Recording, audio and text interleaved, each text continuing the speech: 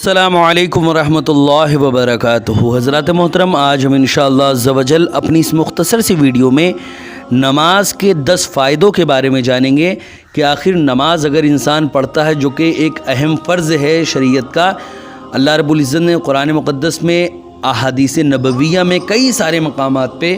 نماز کی اہمیت اور فرضیت کے متعلق کئی ساری روایتیں اور آیتیں موجود ہیں، جس میں اللہ رب العزت نے ارشاد فرمایا، جیسے ایک مقام پہ ہے اقیموا الصلاۃ، نماز قائم کرو۔ ایک مقام پہ اللہ رب العزت نے نماز کے، یہ تو نماز کے حکم کے متعلق ہے۔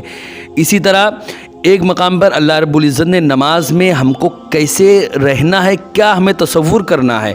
کیوں نماز ہم کو پڑھنا ہے، تو اس کے متعلق قرآن مقدس میں ایک مقام پہ اللہ نے فرمایا اقیم الصلاۃ لذکری، نماز میری یاد کے لیے پڑھو۔ بس خالی ایک عادت کے طور پہ نہیں پڑھو کہ چلو نماز کے وقت ہو گیا، جسے روز پڑھنا ہے آج بھی پڑھ لیں۔ نماز میری یاد کے لیے پڑھو، میرے ذکر کے لیے پڑھو۔ ایک مقام پر نماز ان نمازیوں کے لیے جو نماز تو پڑھتے ہیں لیکن نماز سے غافل رہتے ہیں، ان کے متعلق اللہ رب العزت نے فرمایا فویل للمصلین الذین هم عن صلاتهم ساہون، ایسے لوگ جو اپنی نمازوں سے بے خبر ہیں، اپنی نمازوں سے غافل ہیں، ان کے لیے ویل ہے۔ ویل جو ہے یہ جہنم کی ایک وادی کا نام ہے۔ ایسے لوگوں کو جہنم کے اسی ویل میں لے جایا جائے گا جو نماز تو پڑھتے ہیں، نماز نیت باندھ لیا انہوں نے، لیکن نماز سے وہ غافل ہیں۔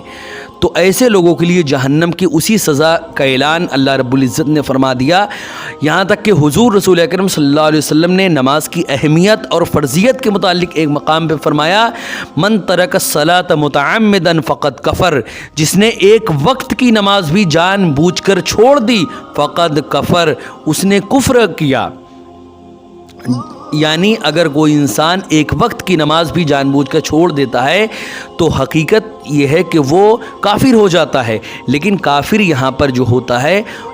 اس کے بارے میں یہ سمجھ لیں کہ یہاں پر جو کفر مراد ہے وہ کفر فقہی ہے۔ یعنی کفر فقہی کا مطلب یہ ہوتا ہے کہ وہ کافر ہونے کے بہت قریب ہو جاتا ہے، کافروں والی ہی خصلتیں اس کی ہو جاتی ہیں، کہ جیسے کافر و مشرک کا معاملہ یہ ہوتا ہے کہ وہ نماز روزہ سے ان سے کوئی لینا دینا نہیں ہوتا۔ اسی طرح وہ بھی اگر نماز نہیں پڑھ رہا تو اس کا بھی وہی حال ہے جو کافر و مشرک کا ہوتا ہے کہ اس کو بھی نماز روزہ سے کوئی لینا دینا نہیں، تو وہ کفر کے بہت قریب ہو جاتا ہے۔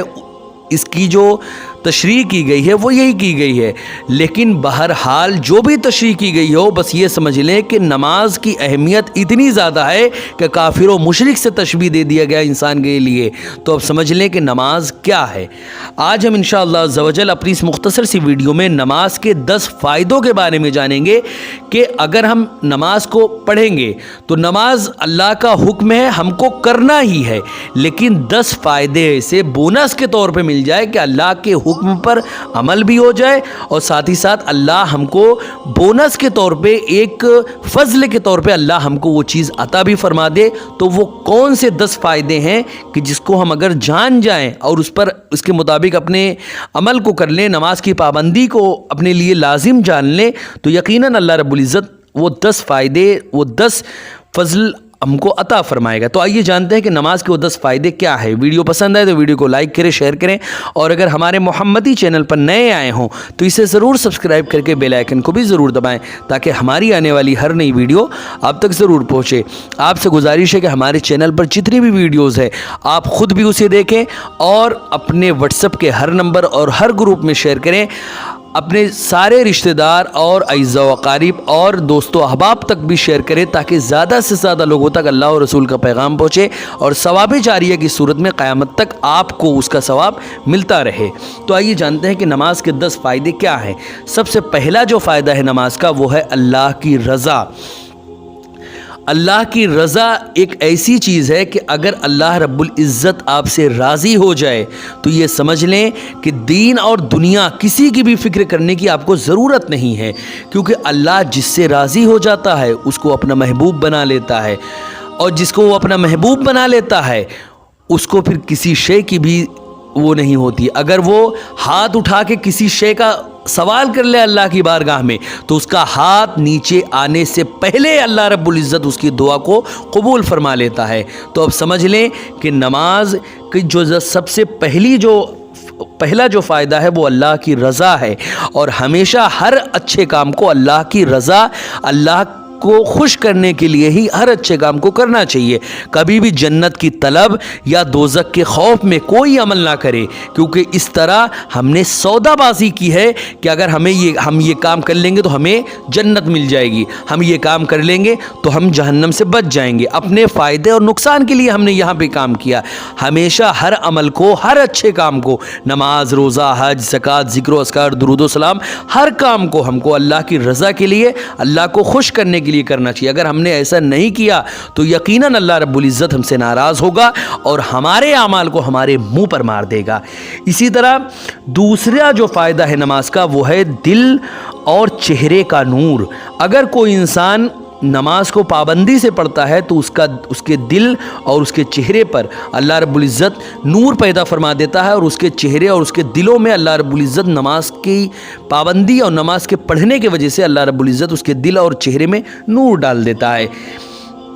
اسی طرح تیسرا جو فائدہ ہے وہ ہے جسم کی راحت، یعنی اگر کوئی انسان نماز پابندی سے پڑھتا ہے تو اس کے جسم میں ہر طرح کی اللہ رب العزت اس کے جسم کو راحت دیتا ہے، اس کے جسم میں ہر طرح کی اچھائیاں دیتا ہے اور اس کے جسم کو راحت و سکون عطا فرماتا ہے۔ اسی طرح چوتھا جو فائدہ ہے وہ ہے رحمت کا ذریعہ۔ نماز جو ہے یہ رحمت کا ایک ذریعہ ہے، جیسے اور یہ ایسا رحمت کا ذریعہ ہے کہ قیامت کے دن اللہ رب العزت سب سے پہلے ہمیں نماز کے ہی بارے میں پوچھے گا۔ ایک شاعر نے شاعری میں فارسی میں کچھ یوں شعر کہا ہے کہ روزے میداں کی جا گداز بود، اولی پرسش نماز بود، پس مکن در نماز ہا تقصیر، تا درا روز باشدت توقیر۔ کہ قیامت کا میدان، قیامت کا وہ دن جو جان کو پگھلانے والا ہوگا، جا گداز بود اولی پرسش نماز بود، اس دن اگر کسی چیز کے بارے میں سب سے پہلے، کسی بھی عبادت کے بارے میں سب سے پہلے پوچھا جائے گا تو وہ ہے نماز۔ اولی پرسش نماز بود، پس مکن در نماز ہا تقصیر، تو نماز کے معاملے میں کبھی بھی کوتاہی مت کرو، تا درا روز باشدت توقیر، تاکہ قیامت کا وہ دن، قیامت کا وہ میدان تمہیں عزت دے، قیامت کے اس میدان میں تم کو عزت و توقیر ملے، اور تمہیں اس اربوں کھربوں لوگوں کی سامنے اللہ رب العزت تمہاری عزت کرے اور تمہیں توقیر اور عزت عطا فرمائے۔ اسی طرح پانچواں جو فائدہ ہے وہ یہ ہے کہ بے حیائی اور برے کاموں سے چھٹکارا، یعنی اگر کوئی انسان نماز پڑھتا ہے تو اللہ رب العزت بہت سارے فائدوں میں سے ایک فائدہ یہ بھی ہے کہ اللہ رب العزت اس کو برے کاموں یعنی بے حیائی اور بے شرمی اور برے کاموں سے اللہ رب العزت اس کو چھٹکارا دے دیتا ہے۔ جیسے کہ اللہ رب العزت نے قرآن میں ایک مقام پہ فرمایا ان الصلاۃ تنہی عن الفحشاء والمنکر، بے شک نماز ہر طرح کی بری باتوں، بے حیائی اور بری باتوں سے روکتی ہے۔ تو اب سمجھ لیں کہ اگر کوئی انسان نماز کی پابندی کرے گا تو اللہ رب العزت بے حیائی اور برے کاموں جیسے چیزوں سے اللہ رب العزت اسے چھٹکارا عطا فرما دے گا۔ اسی طرح چھٹواں جو فائدہ ہے وہ یہ ہے کہ اس کے رزق میں کشادگی عطا فرما دیتا ہے۔ ہم اگر اللہ رب العزت کے نماز میں، اللہ رب العزت کے عبادت میں اپنے آپ کو لگا دیں گے تو اللہ رب العزت بھی ہم کو یہ فضل عطا فرمائے گا کہ ہمارے رزق میں کشادگی عطا فرما دے گا اور ہمیں خوب ہمارے رزق میں برکت عطا فرمائے گا اور خوب ہمیں مال و دولت عطا فرمائے گا۔ اسی طرح اس کے بعد جو ساتواں جو ہے، یعنی اس کے بعد جو ایک ہے، یعنی ساتواں جو فائدہ ہے وہ یہ ہے قبر میں ساتھی، یعنی اگر کوئی انسان نماز کی پابندی کرتا ہے تو یہ نماز قبر میں بھی اس کے ساتھ جاتی ہے اور قبر میں اس کو عذابوں سے بچاتی ہے۔ اسی طرح آٹھواں جو نماز کا فائدہ ہے وہ ہے نامہ اعمال میں وزنی۔ یہ نامہ اعمال قیامت کے دن ذرے کا جب حساب لیا جائے گا تو اس دن ایک نیکی انسان کے کام آئے گی اور انسان یہ بہت زیادہ فکر مند رہے گا اور بہت زیادہ یہ سوچے گا کہ کاش کہ میرے پاس اعمال کا بھنڈار ہوتا تو جس کے سبب میرا یہ جو نامہ اعمال ہے یہ وزنی ہو جاتا، اور میرا نامہ اعمال جب وزنی ہو جائے تو اس کے سبب میں عذاب سے بچ جاتا۔ تو قیامت کے دن یہ نامہ اعمال جو ہے وہ وزنی ہوگا، یعنی کب ہوگا؟ جب نماز ہم پابندی سے پڑھیں گے۔ تو ان میں نماز کے فوائد میں سے ایک فائدہ ہم کو یہ بھی ملے گا کہ قیامت کے دن ہمارا جو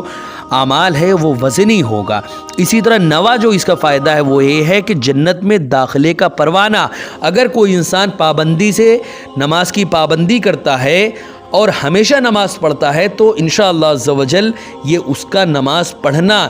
دل و جان سے پابندی سے من لگا کر نماز پڑھنا، یہ جنت کا پروانہ مل جاتا ہے اس کو، اور جنت میں داخل ہونے کا اس کو پروانہ مل جاتا ہے کہ یہ جنت میں داخل ہوگا، اس کو یہ پروانہ مل جاتا ہے۔ اسی طرح آخری یعنی 10واں جو فائدہ ہے وہ یہ ہے کہ آگ سے نجات کا سبب، یعنی اگر آپ پابندی سے نماز کی کو ہمیشہ پڑھیں گے اس کے وقت پر تو اللہ رب العزت جہنم کی آگ سے آپ کو نجات دے دے گا اور جہنم میں آپ کو نہیں ڈالے گا۔ ایسے تو نماز کے ہزاروں لاکھوں کروڑوں فائدے ہیں، لیکن ان میں سے 10 فائدے جو میں نے ابھی ذکر کیے، اگر انہی کو ہم اپنے ذہن و دماغ میں بٹھا لیں کہ نماز میں کتنے سارے فائدے اللہ رب العزت ہم کو عطا فرماتا ہے تو ہماری زندگی بدل جائے۔ لیکن یہ بات ہمیشہ ذہن میں رکھے کہ ان فائدوں کے لیے نماز کو نہ پڑھیں، اللہ کو راضی کرنے کے لیے نماز پڑھیں، اللہ بھی راضی ہو جائے گا، ساتھ ہی ساتھ یہ نماز کے فائدے بھی ہم کو مل جائیں گے۔ لیکن اگر ہم ان فائدوں کو حاصل کرنے کے لیے پڑھیں گے تو اس میں اللہ کی رضا اور اللہ کی خواہش نہیں ہے، ہماری خواہش بھی ہمارا رب ہو، ہماری طلب بھی ہمارا رب ہو، ہمارا مقصود بھی ہمارا رب ہو، ہمارا مطلوب بھی ہمارا رب ہو، ہمارا جینا بھی اللہ کے لیے ہو، ہمارا مرنا بھی اللہ کے لیے ہو، ہم اس دنیا میں رہ رہے ہیں وہ بھی اللہ کے لیے رہیں، اور اگر اس دنیا سے جب ہم جائیں وہ بھی اللہ کے لیے جائیں۔ لائی حیات آئے قضا لے چلی چلے، اپنی خوشی نہ آئے نہ اپنی خوشی چلے۔ حضرات محترم، یہ چند باتیں تھیں جو نماز کے فائدے کے بارے میں تھی۔ ہر انسان اپنے ذہن و دماغ میں اس کو بٹھا لے اور اسی کے مطابق اپنی زندگی کو گزارے۔ انشاءاللہ عز و جل نماز کے یہ 10 فائدے ہر انسان کو ضرور اللہ رب العزت عطا فرمائے گا۔ حضرات محترم، ویڈیو پسند آئی ہو تو ویڈیو کو لائک کریں، شیئر کریں، اور اگر ہمارے محمدی چینل پر نئے آئے ہوں تو اسے ضرور سبسکرائب کر کے بیل آئیکن کو بھی ضرور دبائیں تاکہ ہماری آنے والی ہر نئی ویڈیو آپ تک ضرور پہنچے۔ السلام علیکم ورحمۃ اللہ وبرکاتہ۔